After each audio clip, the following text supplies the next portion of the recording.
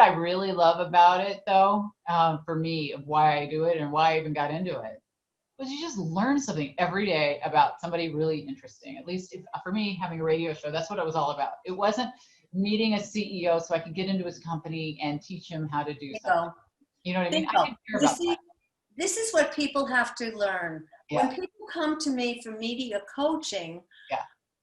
I say, what is your objective? Yeah. And they will, without a doubt, say something like, I want to be famous. And, Yeah. you know, you're talking about, I just wanted to learn more. Yeah. Me too. This is another thing that we share. Right. And we didn't even recognize this at first when we started talking, Uh-huh. but both of us are after the learn. Yeah. I am just so interested in becoming smarter and better and doing things in a much easier way. I'm and everything else, all the rewards that have come along with that have just been, I would say, by accident, but there are no accidents. Yeah. That's just a byproduct. There are byproducts. You know, when I call a doctor and she says, "Oh my God, my whole staff is all a Twitter because they know you as the relationship guru," and I say, "Oh, well," but that's not why I do what I do. I find interpersonal relationships just fascinating. And there's no textbook that tells us, like you would with a test tube, that if the test tube turns red, then it's a perfect relationship. If the test tube turns blue, it's not. I mean, there's no such thing.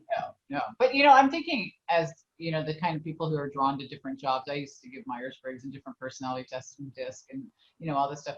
I'm curious what your personality profile is if you've taken them, because I'm curious how. I have not done that in so long. They're on my website. You should do it on my website. I have DISC on my website. You know, I think yes. Okay. So like for Myers Briggs, okay, let's talk about this. The extrovert, you're obviously an extrovert.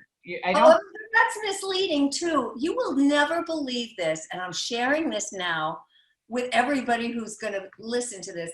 I am really quite shy. I'm shy too, but that's what I'm talking about is, okay, are you more likely to say, I wish I didn't say that, or, oh, I wish I'd said that?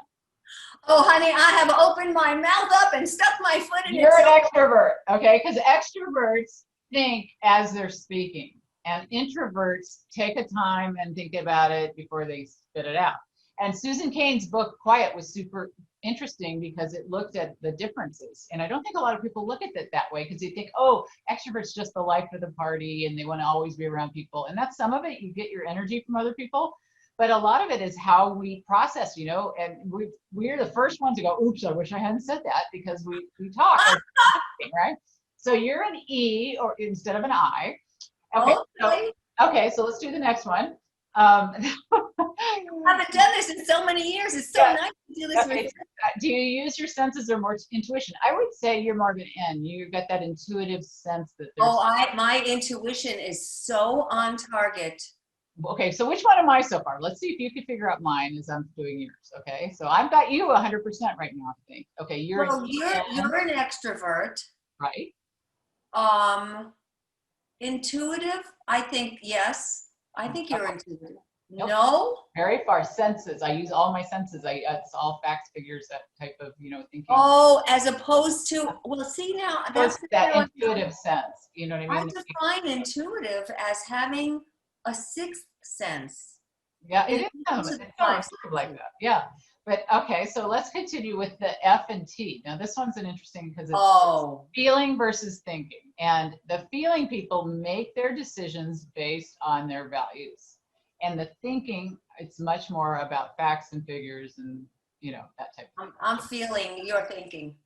You know, I had a 0 on feeling. I didn't even have any ranking. I knew it. Yes, you are. Yeah. Apparently, I don't make any decisions based on my values. Oh my God. I will watch. You know, it's Myers Briggs, so you got to have a little bit of, you know. I will watch a movie if a little doggy dies. I'm crying.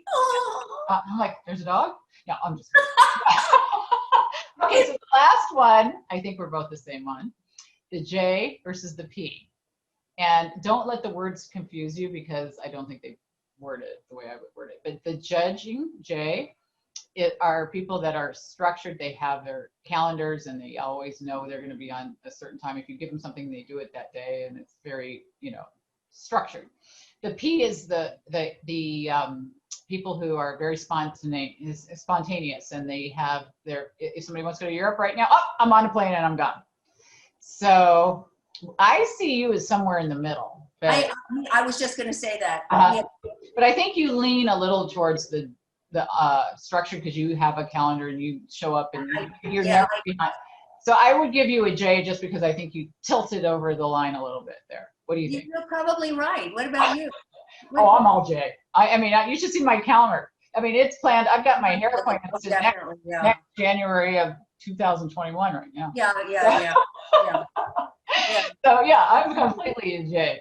But every once in a while, I went to London the last second for that, Thinkers 50. I know you did. I knew it 2 couple of days before that, and I'll do that. It's not my norm. You even said, "Hey, you want to come with me?" Yeah, that would have been fun. It was a great trip.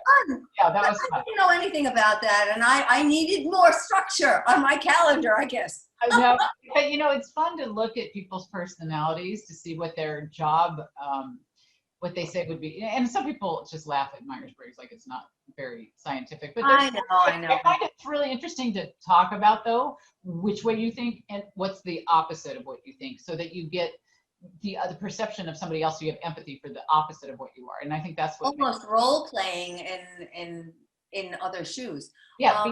It's interesting that I just spoke to somebody who was telling me that he believes very strongly the Myers-Briggs. Mm-hmm. He believes in it very strongly. And I said, well, I used that in the past as guidance. But what happens for me very often is I have my perspicaciousness is on target. It is sharp. It's taken a long time to develop this, but I didn't realize I even had the ability to do that. And because of my own perspicacity, I can depend upon that more so than the structured test.